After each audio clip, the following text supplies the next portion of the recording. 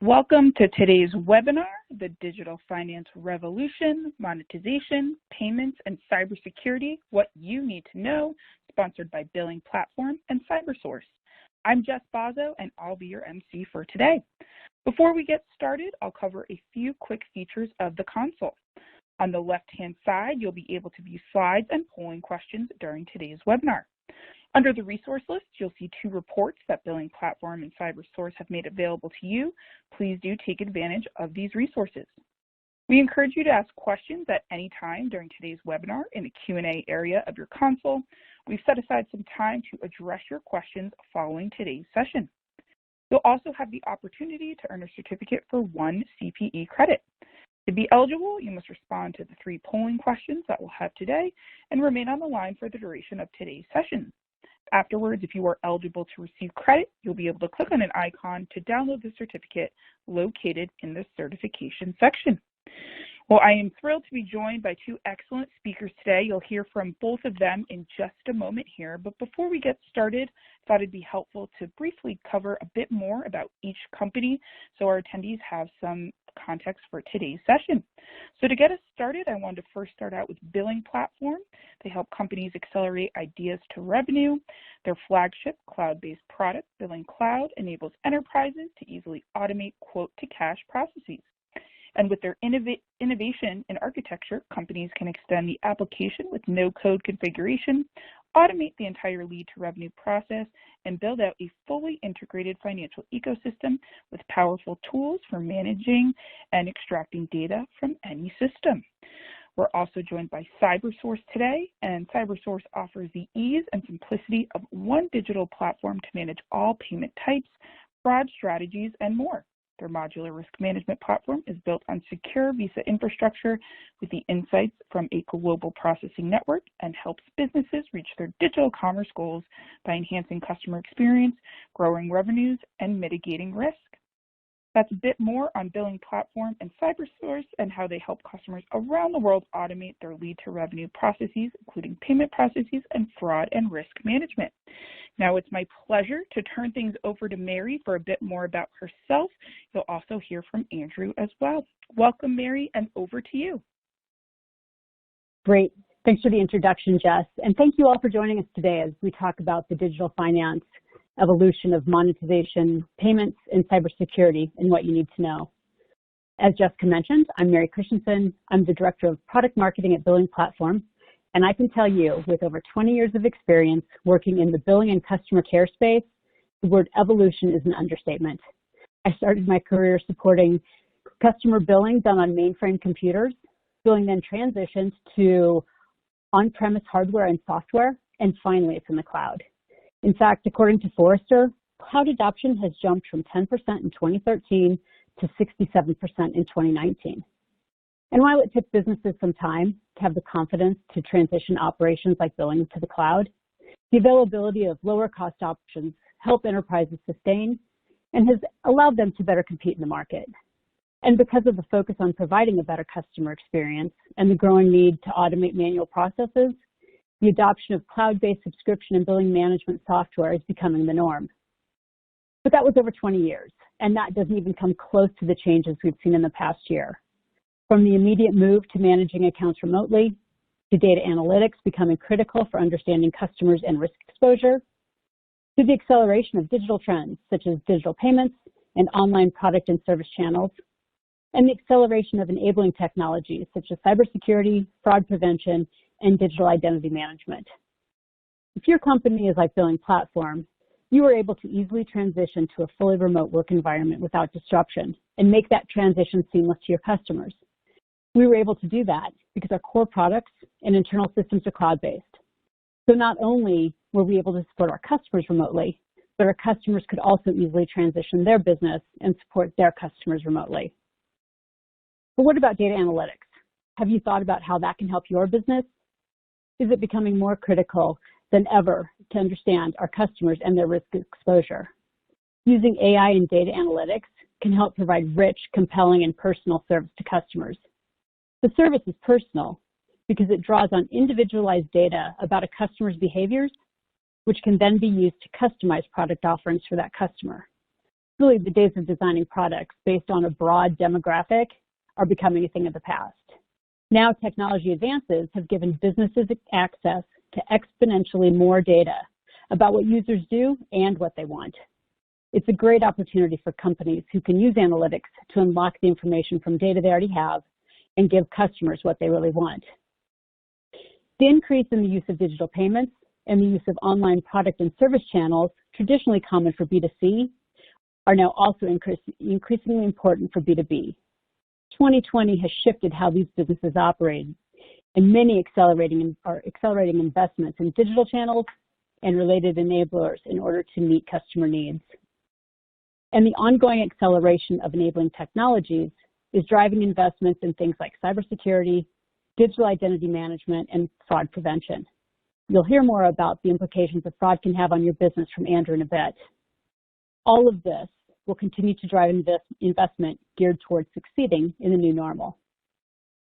So during this time, accelerated because of what's been happening in 2020, never has an evolution in monetization, payments, and security been more needed.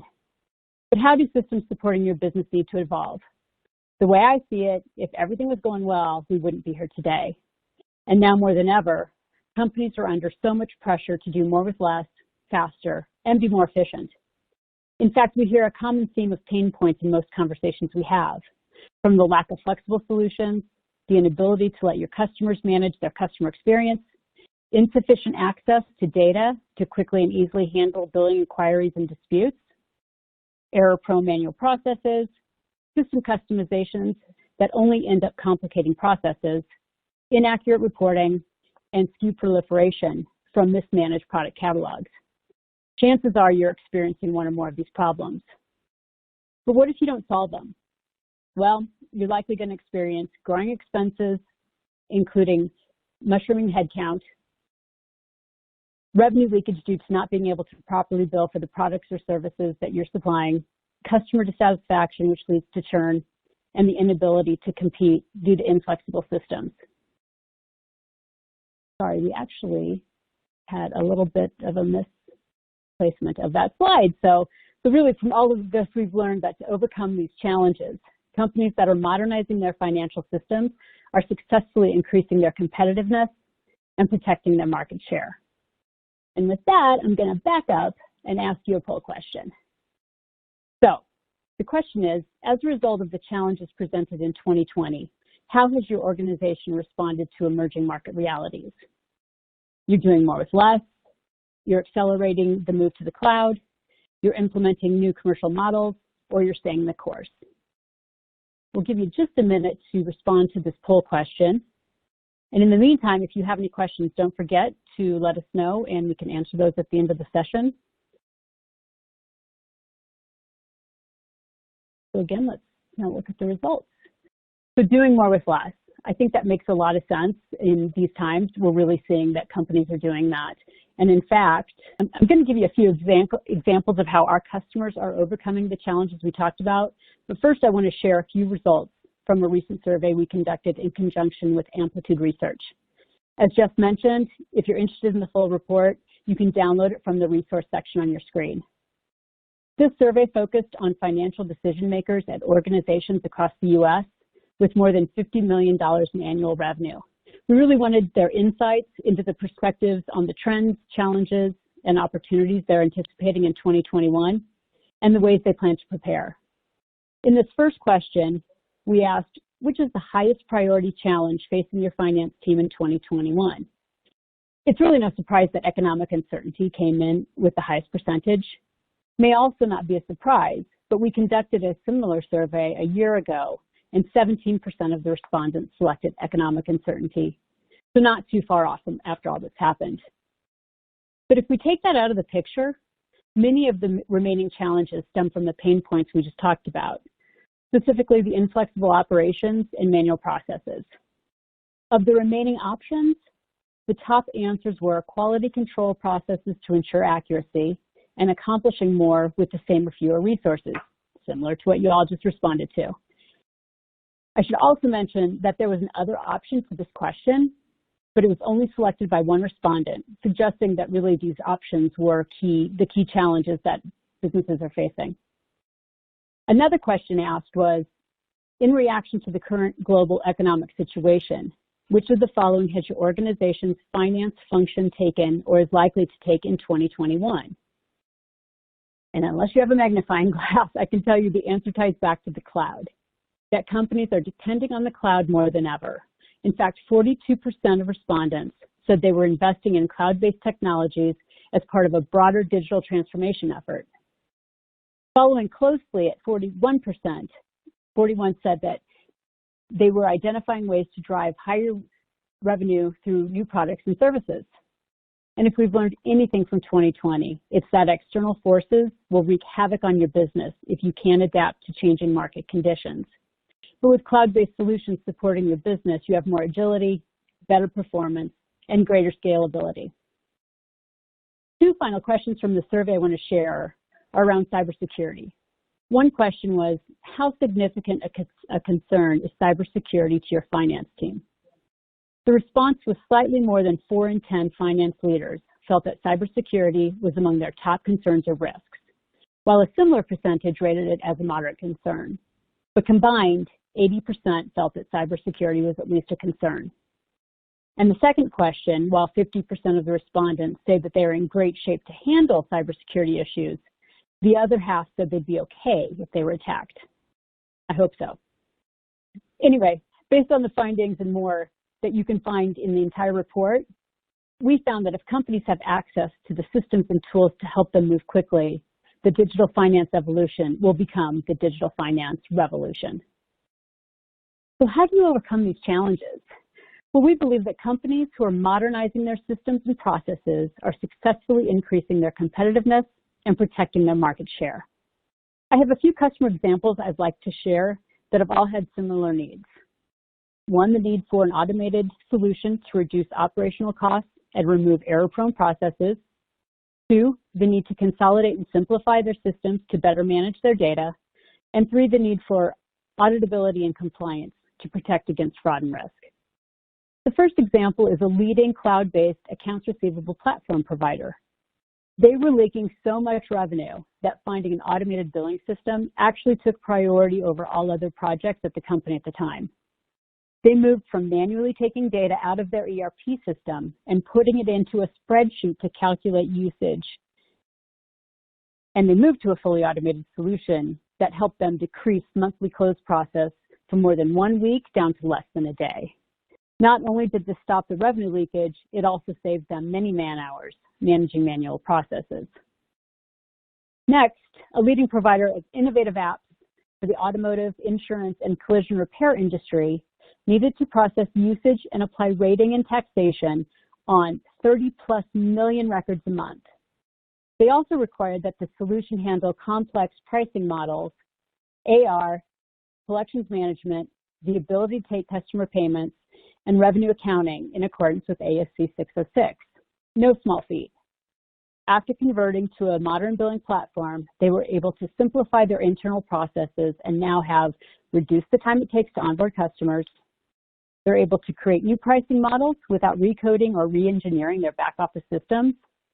And they have access to insights that are helping them improve their operating efficiencies and minimizing revenue leakage. And finally, a software as a service fintech company was forced to replace their homegrown solution due to the fact that it wasn't SOX or PCI compliant and had reached end of life. This customer has now consolidated multiple systems and simplified management of their complex contracts across multiple entities and is able to protect themselves from fraud and risk due to the compliance and auditability that we offer. So really, automation, simplification, auditability, and compliance were critical for these three customers to achieve their revenue goals. But getting internal process in order really isn't enough. You'll also likely need to connect with a number of solutions to manage your business, such as CRM, CPQ, and ERP systems, along with the ability to accurately apply taxes and securely take payments. These systems need to be tightly linked together to optimize external relationships. For example, it's critical that your billing solution is integrated seamlessly with upstream systems such as CRM, CPQ, contract management, and provisioning, so that billing and invoicing are managed efficiently. And the billing solution should also be tightly integrated with downstream systems such as tax, general ledger, payment providers, fraud detection, etc. So you're able to accurately report financials, be compliant with regulatory requirements, and automate payment and fraud management processes. We have a European-based travel and logistics customer who has had many of the needs we've talked about. They needed to integrate with external systems to handle their general ledger, payment, invoicing, and fraud management. They needed to replace a manual process so they could scale. They needed to automate processes to streamline their business operation. And they needed to manage rating and contracts across multi-tier account hierarchies. This is actually a joint customer of BillingPlatform and CyberSource. With BillingPlatform, they were able to automate their manual billing processes, improving accuracy, auditability, efficiency, and scalability, and they can now deploy innovative pricing models across multiple regions. And because of the tight integration between BillingPlatform and CyberSource, their payments flow seamlessly with reduced fraud risk. Having that tight integration is critical for managing the entire revenue management supply chain and gives enterprises the ability to grow the bottom line, expand with ease, and manage the end-to-end customer experience. So how do you evolve? We believe you need to start with your internal systems and processes. Earlier, we talked about the pain points that many businesses are feeling, and all of those can be solved with the right systems. Keys to doing that are with a cloud-based solution built on a flexible architecture. The solution must be built to accommodate change and scale so you can tailor your platform to meet your exact needs and so that it will grow with you. You need the ability to automate processes such as accounts receivable, invoicing, notifications, collections, financial reporting, and more, which will eliminate manual tasks and reduce errors. You also need the ability to collect data from any external source and be able to convert that data into billable products and services. And if you're a global company, you need to have the ability to support any language and any currency out of the box, not to mention the security and compliance needed to meet industry regulations and standards. You also need strong partnerships and the ability to securely integrate with third-party products to build out the complete financial ecosystem. So with that, we're going to ask the next poll question. How would you describe the maturity of your financial ecosystem?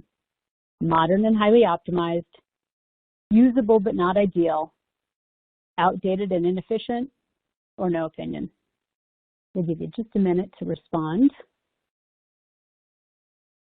I hope you found the survey results interesting, and we hope that you download that report and read more about what we found from these financial service leaders. And this report was just released a month ago, so fresh data.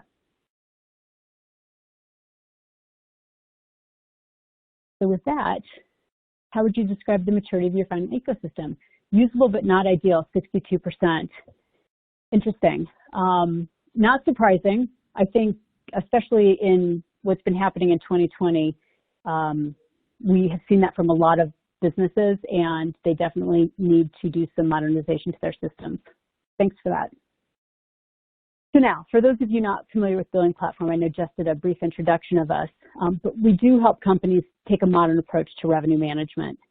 Our cloud-based platform enables them to easily automate their lead to revenue processes and give them the power to create and deliver any billing model and support even the most complex recurring revenue relationships.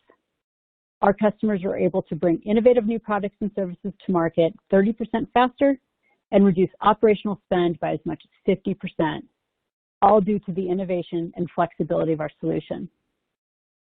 We're proud to support so many leading global enterprises and be recognized by industry leaders for the strength of our product.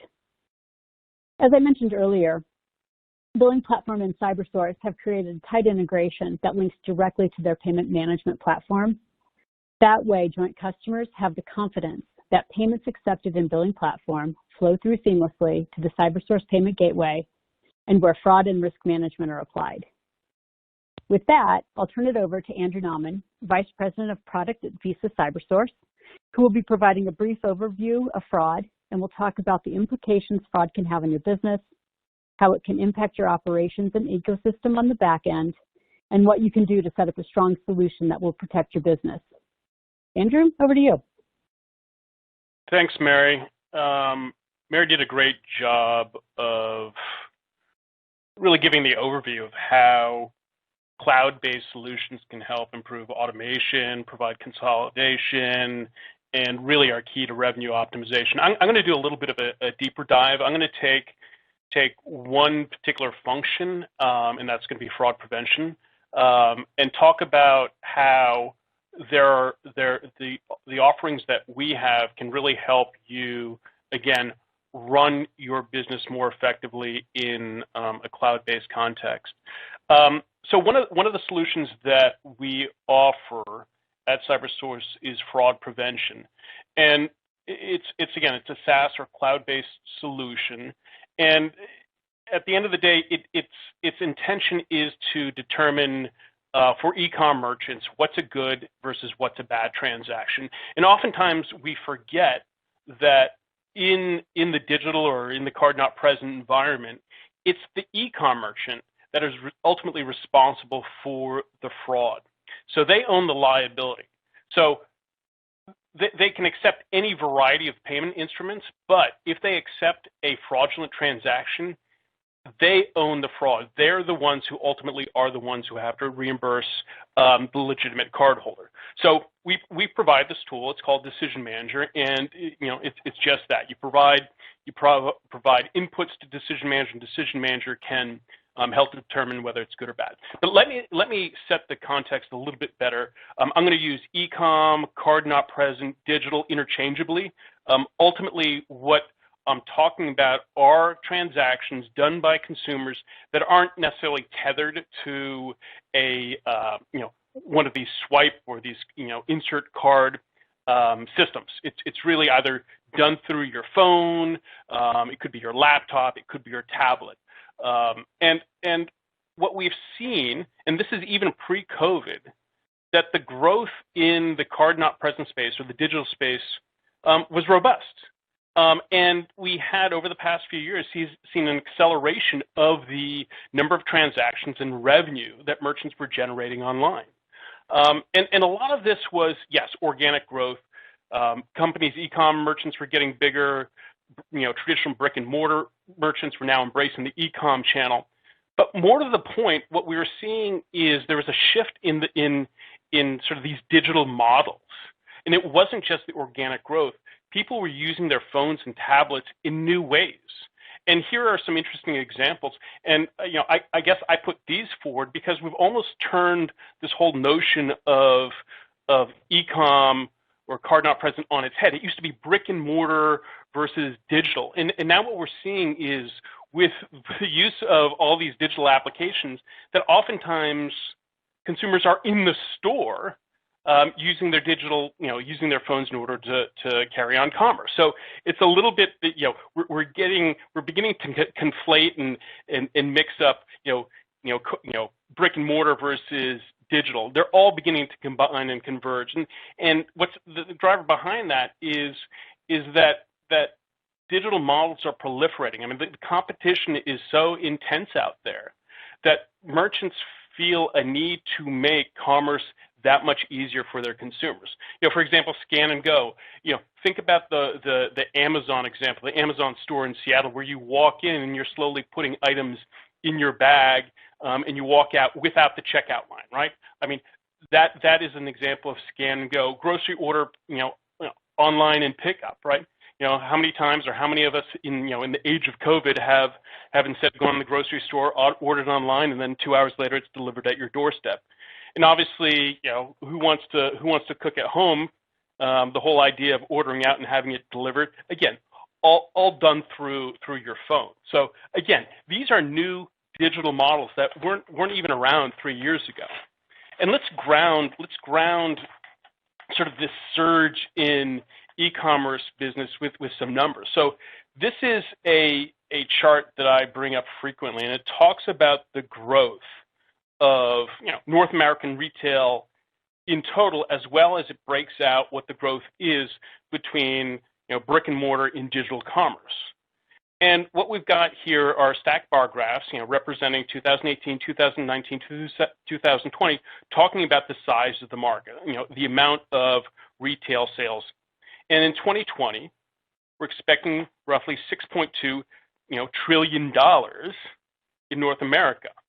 And of that, approximately 12% of all sales is going to be done through the digital channel. Now, that in of itself isn't remarkable, although it's an ever-increasing number. But what you see is that while retail sales in general is improving or growing 3% year on year, what's the growth driver? It's certainly coming from the digital channel, to the point of being 5x, 6x of what the growth is in the traditional brick and mortar. So when we think about the growth, it's obviously coming from the digital channels as more merchants enable digital commerce.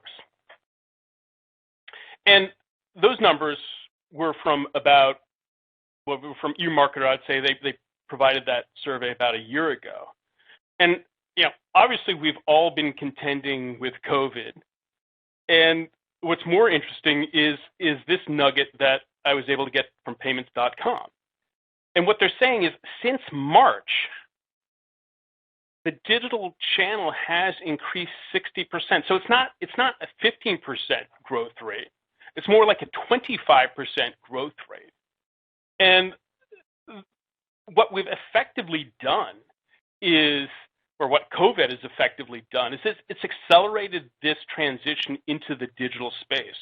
It's compressed the time. I mean, we're now at a place, because of COVID, that we would have naturally gotten maybe 2 or 3 years out.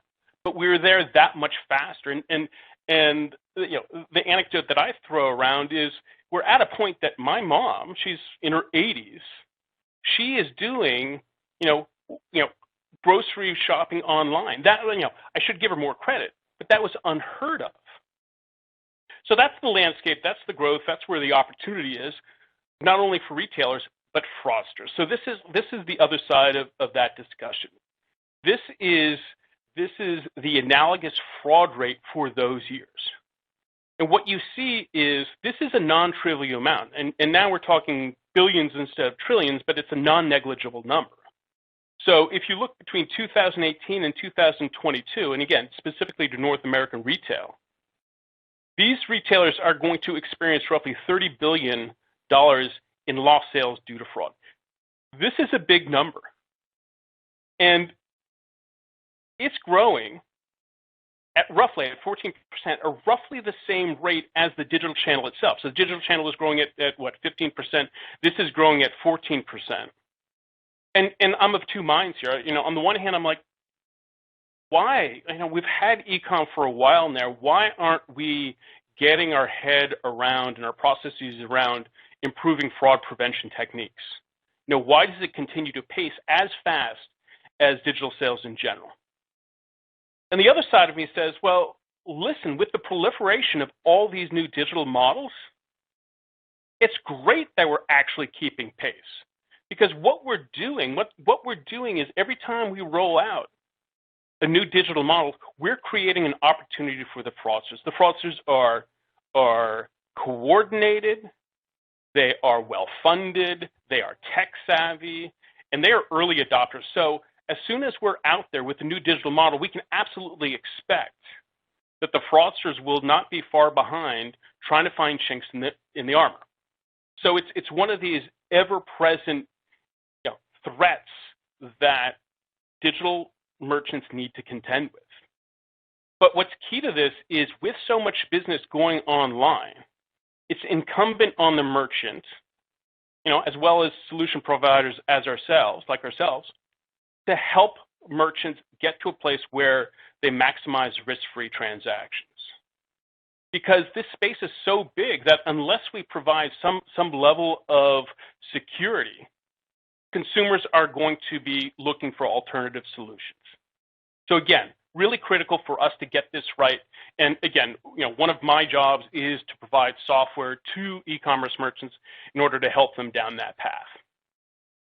So here's a slide that talks a little bit about some of the vulnerabilities that the new digital models provide. So multi-device, multi-channel engagement, what does that mean? It used to be that I could identify you as a good customer just based on the equipment or the device that you're using to interact, right? And typically, for the longest time, it was, a PC or a laptop. And what I was able to do is actually create a device fingerprint, and it's a conglomeration of all sorts of details about your device, your operating system, your clock SKUs, and so forth. So I could have a very predictable, reliable indicator that, yes, it was you on that device, and it was really important in order to determine the authenticity of the consumer. But now we've got laptops, we have maybe some of us PCs, we have tablets, we have devices, we have multiple devices, and so this whole idea of devices being mobile, different IP addresses, it's getting really convoluted, and it's harder for me to determine and establish that it indeed is you. So this all the new opportunities to use new devices is really creating havoc for those of us who are trying to prevent fraud. Consumers expect seamless checkout experience. What do we mean by that? It's really about the idea that more and more of us are having what we call card-on-file relationships, merchants' card-on-file relationships with their consumers. That it's too problematic, or maybe too much friction, that every time you put place an order that you put in your payment credentials. So we store them. We store them on the merchant's website. So when we come back, they recognize who we are. It's an account that we have on file with them. We pick our items. We choose the credit card that we have stored with them, and off we go. Unfortunately, that presents a whole new threat vector for our fraudster friends. This whole idea of account takeover and phishing accounts and getting your account password so we can go in and steal, not only your card credentials but your reputation is probably the largest fraud problem that we have today. More than actually the transaction fraud. It's the whole idea of taking over your account and taking over your reputation. Consumer expectations for immediate outcomes. If in today's age, when I expect next day shipping, there is no time for me to sideline orders and call the bank, validate your identity, validate your email, maybe call you.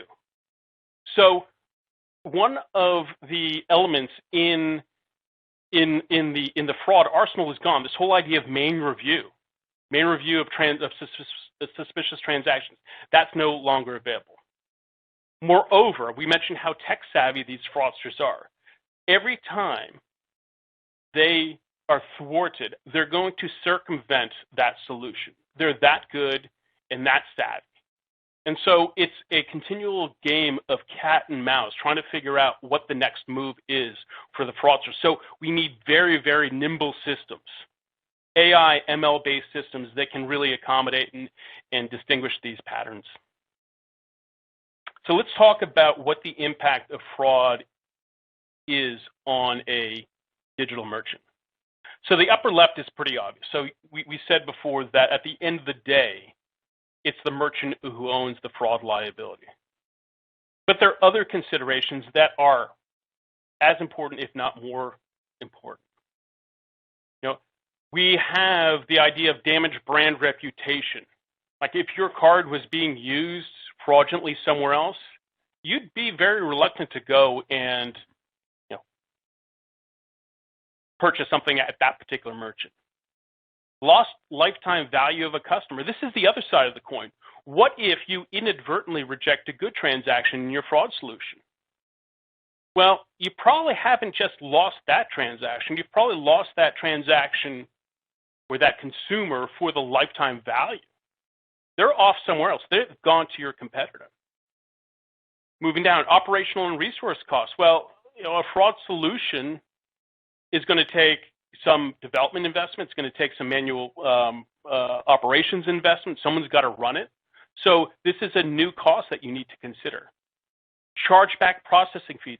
Chargebacks is the terminology that we use for fraud in the digital space. That's the cost that comes back to the merchant in the event of a fraudulent transaction. But there's a fee that's layered on top of that. So not only do you own the cost of the good, but you also have the operational costs and the fees and potentially fines on top of that. And again, the lost opportunity for a general sale. I mean, that's your opportunity cost for fulfilling a fraudster's order before you fulfill a legitimate consumer's order. So how do we contend with this? So there are multiple costs, and the reality is the way that merchants have approached fraud in the last 10 years has changed. And I would say 10 years ago it was less about fraud management, more about fraud eradication. It was, I've got a fraud problem, the house is burning, dial up whatever I need to make that fraud problem go away. And hopefully that fraud problem, I'm going to shut the door for the time being, and hopefully that fraud problem goes to my competitor's doorstep. But what merchants slowly began to realize is that fraud issue, that fraud pressure, is ever present. So as soon as you get rid of one fraudster, another is going to be there. And that's where we slowly moved into this whole idea of fraud management v 2.0, where merchants began to understand fraud as a cost of doing business. And that it wasn't about eradicating fraud, being heavy-handed about it. It was about balancing that fraud cost in the context of the customer experience as well as the operational cost. And let me talk a little bit more about that. Fraud management today is a balancing act. If we know that fraud pressure is always going to be there, and it's a ongoing concern, I need to think about managing that fraud to a level where I'm not necessarily upsetting good customers, and I'm doing it in the most operationally efficient way. And it's finding the balance between these three costs. And at the end of the day, these three costs, they hit your bottom line the same. But it's easy to, think about this. It's easy to get rid of fraud. What do? You just reject that many more orders. But that has its cost in, as far as the good customer experience and the opportunity cost we were talking about previously. So we need to balance those two things along with, well, I can also manage fraud by just sending more transactions to manual review. But as we saw before, consumers have no appetite for waiting for delayed fulfillment. Moreover, it's going to cost you, an arm and a leg to staff up that many manual reviewers to look at every single transaction. So it's managing all three of these costs simultaneously. So I think this is a good time to talk a little bit about or pose our first poll question. What does fraud mean to your business? When you think about fraud management, how is it prioritized? Is it a top priority because of reputation and customer experience? Do you think of it as bundled, fraud prevention is bundled as along with payment processing as sort of an outgrowth of that? Or is there another option that you have? And none of these are wrong. I'm more curious than anything else, but give me your input here, and we can talk a little bit about that. And again, as Mary said, if you have any questions, please put them in the chat window, and we'll try to circle back to them. So let's see what the results were. All right, so as a fraud manager, I love to see that. Fraud management is a top priority since it impacts our reputation and customer experience. Notice it wasn't phrased, it's a top priority because I'm worried about the fraud costs. It's a top priority because it impacts customer experience. And I said that all these costs are the same. Well, in fact, I would err on the side of preserving the customer experience before I would err on the side of eradicating fraud, because that's the lifeblood of your solution or your offering. As soon as you upset a good customer, again, you're probably not going to see that customer again. It's very, very detrimental to your business. So, when we talk about CyberSource and our fraud solution, so our flagship fraud solution is called Decision Manager, and this is roughly the flow of how it works, and it moves from left to right, and it's essentially it's a series of gates and capabilities. Again, we predominantly play in the digital space, although we do have some point of sale clients. But essentially, regardless of the vertical you're in, regardless of the payment method that you're using, regardless of the channel, we're going to take details about that transaction. Customer details, what they're buying, the merchant, profile, and we bring that into our solutions and talk about lifeblood. I mean, data is the lifeblood of our solution. Think about your statistics courses where you can lower the margin of error, the more observations you have. So similarly, we're using a lot of Visa data, we're using a lot of cross-merchant data, and what we're trying to do is really minimize margins. We're trying to minimize what they call the false positives and the false negatives.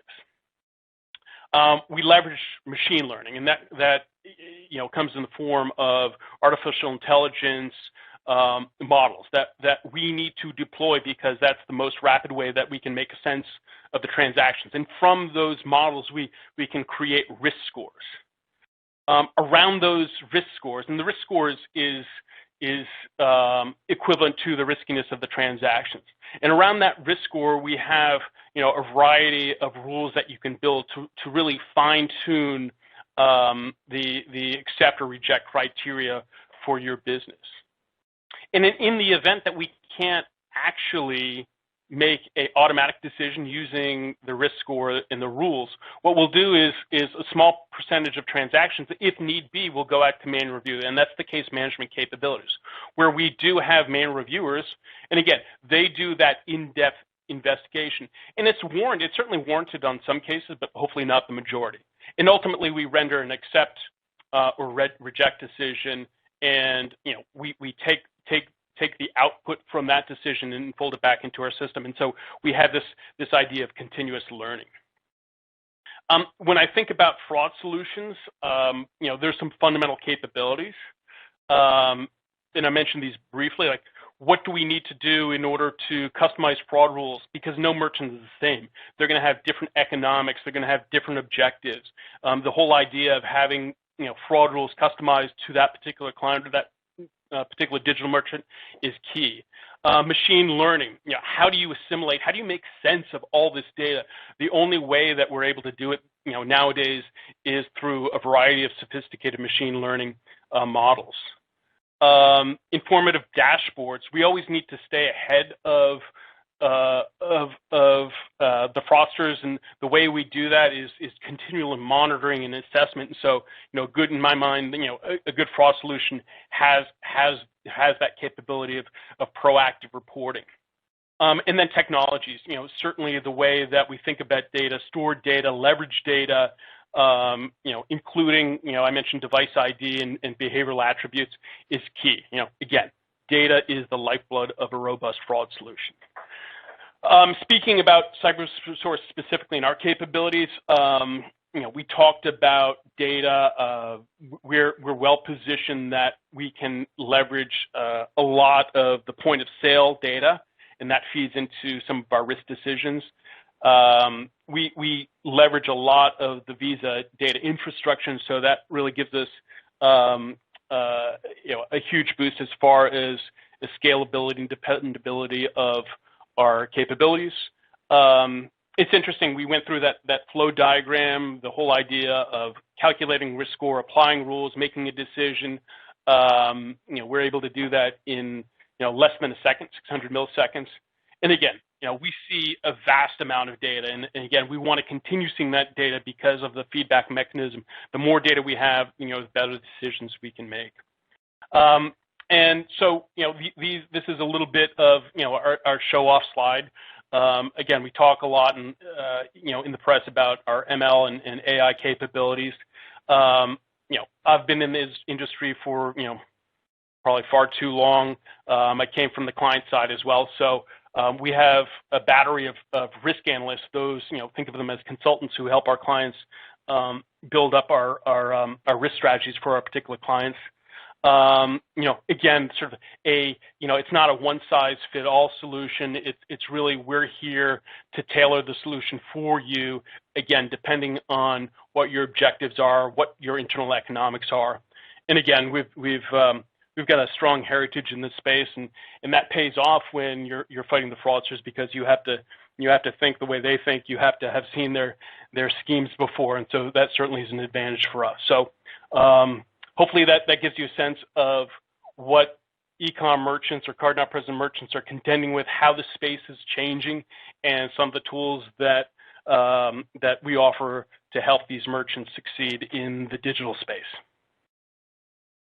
So Jess, I'll turn it back to you if there are any questions. Excellent. I want to say a huge thank you to you, Andrew, and you, Mary, for some really great sessions today, full of awesome examples, really insightful.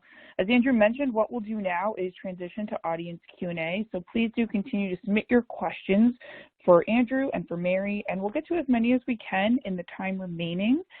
Mary, maybe we can start with a question that came in during your section, which is actually one that we thought might come up as well. So Mary, I'll pose this to you to start. This attendee writes, in the customer examples you mentioned, how long did it take to move from their existing systems over to yours? So it's a good question, and not one size fits all, obviously, but really on average, transitioning to billing platform takes just a few months. That said, we've had customers who've gotten up and running in a matter of weeks, believe it or not. It was obviously a more basic implementation, but they did have some unique business model needs that they needed to support. And then we've had other customers who are very intricate, very unique in the way that they set their business up, and honestly, up to 6 months for somebody with those types of needs. Great. Thanks so much, Mary. Andrew, this one came in for you as well. This attendee writes, what is the percentage of inside fraud by employees using customers' wallet or line of credit of actual credit card, and how is that detected? Probably tough to come up with a percentage, on the live webinar, so maybe that's a better question for post-event follow-up. But any thoughts there about inside fraud by employees? Yeah, I'd hope that it's minimal or zero. We have, as part of Visa, we have very strict, privacy and security regulations. So at the end of the day, while the fraud team may be sizable, they're never going to actually see a raw credit card. Everything's hashed on our side, so they're not going to get very far submitting a transaction that really is just a bunch of random letters and numbers. That is, if I understood the question properly. Great. Hopefully that's helpful to that attendee, and if not, feel free to chat in any follow-up questions, but we'll be sharing these questions with Andrew and Mary and their teams afterwards, so you can certainly get some more information then as well if needed. We just had another question come in here. Andrew, wondering if you have any thoughts on blockchain and how that fits into the discussion we were having around cybersecurity. Yeah, let's be careful. So people like to lump fraud with cybersecurity. I think of cybersecurity more as intrusion, trying to make sure no one gets into your databases and PCI compliance. I'm much more about identifying what's a good transaction, versus what's a bad transaction. So it's more an external-facing product as opposed to an internal product. With blockchain specifically, to me, I think it could be used as a means of validating, validating people or transactions. We're not quite there yet. Certainly some early work's been done on Visa as far as adopting, blockchain analysis and ledgers, but nothing that I can share at this point. Great. Thanks so much, Andrew, for answering that question. Mary, another question for you. This attendee writes, you had a slide on the ecosystem. What are a few of the most critical functions that need to be thought about if we decide to consider changing our current infrastructure? You know, it really just depends on the specific business requirements you have, of course. But many of our customers do have those specific third parties that they connect to. So really understanding who those are from the start is the key. And I think that just helps smooth the process in the end. Great. Thank you so much, Mary. Seeing some more questions coming, which is great. So please continue to submit those. We have another one here for you, Andrew. This says, what risk differences exist between retail and B2B? Are there any that come to mind for you there? Yeah, I mean, if you mean retail being sort of your traditional brick and mortar and B2B being e-com, they're huge differences, right? I think when you think about the risk profile for e-com, it's far greater than anything that you would ever see in the physical point of sale. You know, oftentimes you're the fraudster's halfway around, the globe. There's no recourse or legal recourse. They can submit transactions willy-nilly. The whole idea of anonymity and the ability to get, payment credentials online in the dark web. So it's a scary place. There's no real, when you think about it, it's really up to the merchant to create the deterrent. Now, point of sale, you've got, you have to walk into the store, you have to show your face, you have to, show a credit card. Typically, maybe there's a security guard, maybe there's a cop around the corner. So you can think that this whole idea, the deterrence factor in point of sale is far higher than anything you'll see in the e-com, and correspondingly, we see fraud rates that are higher in e-com versus point of sale. Great, thank you so much, Andrew. Another question, I think that's intended for you here. This says, California just instituted laws on use of personal data. How do you think this will affect security? Yeah, a really salient point and good question. So, in the fraud space, we want to see as much data as possible. For the fourth time, data is the lifeblood of our solution. But at the same time, we need to respect the data privacy laws. And so what we have right now is this tension between, the fraud fighters are trying to use this data for purposes of, obviously mitigating fraud, and the rights of the individual's data privacy. So we're navigating it, in as much as we hash elements of the credit card, we also have to be very careful about how we store what we call PII information.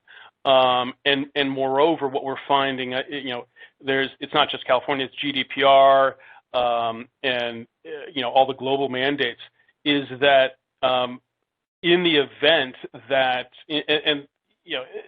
the consumer has very obvious rights, but one of the ones that we're contending with today is in the event that we cancel a transaction, the consumer has every right to go to that merchant and then to us by proxy to say, why is it that you canceled the transaction? What did you see about, my data? And so that is, this whole idea of or the mechanism to provide consumers recourse is something that's top of mind for me today. Great, thank you so much, Andrew. And another one here, another attendee question. I put it in the team chat as well if you want to take a look there. It's a bit long, but this attendee writes, when you consider risk tolerance, actually, how does the merchant or organization measure that with the balance of business operations generally? Is there a mean point? Yeah, no, and another good question. So that mean point is all over the place depending on, again, your internal economics. I mean, think of a jewelry merchant relative to a software merchant. You know, the software merchant's cost of goods is minimal. So if he incurs fraud, you know, what does he care, right? The jewelry merchant is very sensitive to fraud, so he's going to want to minimize his fraud rates, and he may have be more willing to invest in manual operations, right? So I think it's mostly driven by the internal economics and what's the right balance. What is what is the fraud rate that you're willing to accept? What is the cost of your operations that you're willing to bear?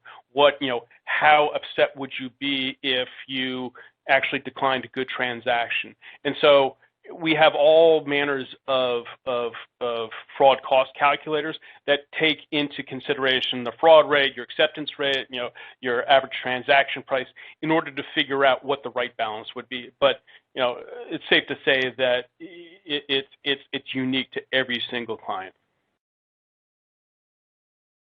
Excellent. Thanks so much, Andrew. Well, I'm keeping an eye on the time here, and I think that'll be the last attendee question that we take today. So I want to encourage our attendees, if you have additional questions, please continue to chat those in. We'll be sharing them with the Billing Platform and CyberSource teams following today's session, so they can, of course, follow up. As we're almost at the top of the hour, I want to go ahead and take a moment just to thank Mary and to thank Andrew for a really great session today. We've had a few folks ask, so again, please remember to take advantage of the two reports that they've made available to you today. They've got some really great information, so again, I'd encourage you to check those out. And just to close things out, I want to thank all of our attendees for joining us this afternoon, and of course, a big thank you to Billing Platform and CyberSource again for partnering with us on today's webinar, The Digital Finance Revolution, Monetization, Payments, and Cybersecurity, What You Need to Know. We hope that you all enjoy the rest of your day.